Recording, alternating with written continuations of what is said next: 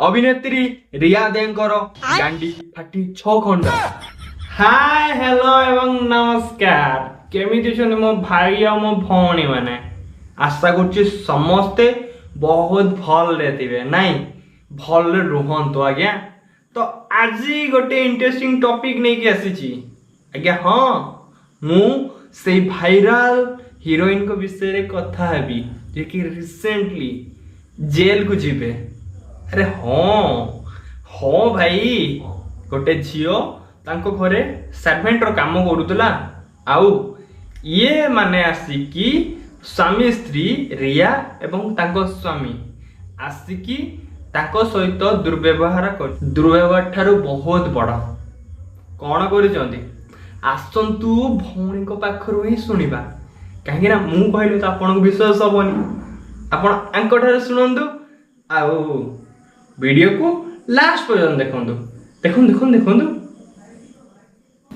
हागला गुड़ धई जो केरा कि बस उठ दस्तर तार बस उठले दस्तर बस उठाई ना आउ थरे बस उठले तापर मु कहली सॉरी माऊ उठी पारि मु गुड़ा तो जो घुड़ी जो बहुत कष्ट होला ना मु चली पारुनी तापर सॉरी मागे सब कली तापर कहली जे तापर ताको मद जो बियर बोतलटा मो दिक को फेंकी देले पूरा केड़े कहीं भी कि मोर पूरा घा हे जाय जेटा। कौन हेतिला से दिन राती रे कौन पाई अभिनेत्री रिया दे छोट झियो ऊपर को मद बोतल फोपाड़ी दिले। रिया दे कौन छोट झियो को उठबस करी दिले। रिया दे जीवे जेल। रिया दे मामू घर अंडा खाइबे। अभिनेत्री रिया देंकर गांडी फाटी 6 खंड। आज्ञा एटा मु कहूनी किछि भाषिया न्यूज वाला ए प्रकार मंतव्य देइछन्ती तो मो हिसाब रे ये भूल करछन ना ये भूल करछन। ए भौणी कहउछन्ती रिया मैडम मते एटा सेटा करले ताको पाखर किछि प्रूफ नै ताको मद बोतल फिंगितले इटी कोन बथा हिछि।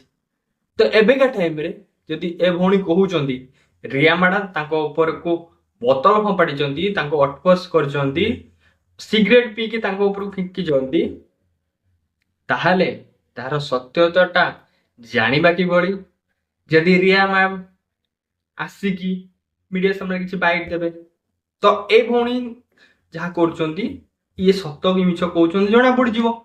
किंतु रिया भौणी कौन प्रकार बाइट दबा पे आसुना मीडिया सामना कहीं कथारे कहू कहू जदि सतटा कहीदेवे से डर आसुना। तो आम ए कौन जानिले ए भौणीटा सत कथा कहू।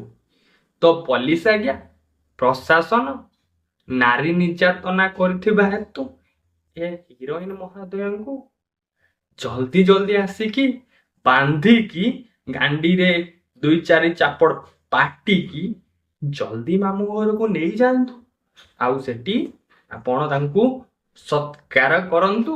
गोटे गरीब घर झील को आनिके तम घर काम करेब काम करबा बदलले पारिश्रमिक न दब तापरे तमे तांकू उठबस करिवो केते दूर ठीक।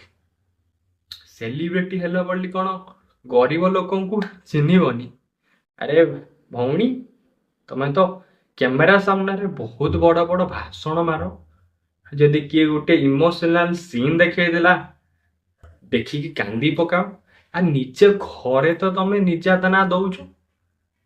छी छी छी छी तमर भाई माने मोर भौणी माने आजिका वीडियोटा एट रहा वीडियो केमी लागला केमिति कहबो कमेंट में कहबो। जे सेकंड पार्ट चाहूच कमेंट करिवो। हाँ निहाती कमेंट करिवो ना। तो मु एई गली आ गोटे वीडियो नहीं कि एई आसली सेते पर्यंत अपेक्षा करंतु। जय जगन्नाथ बाय बाय।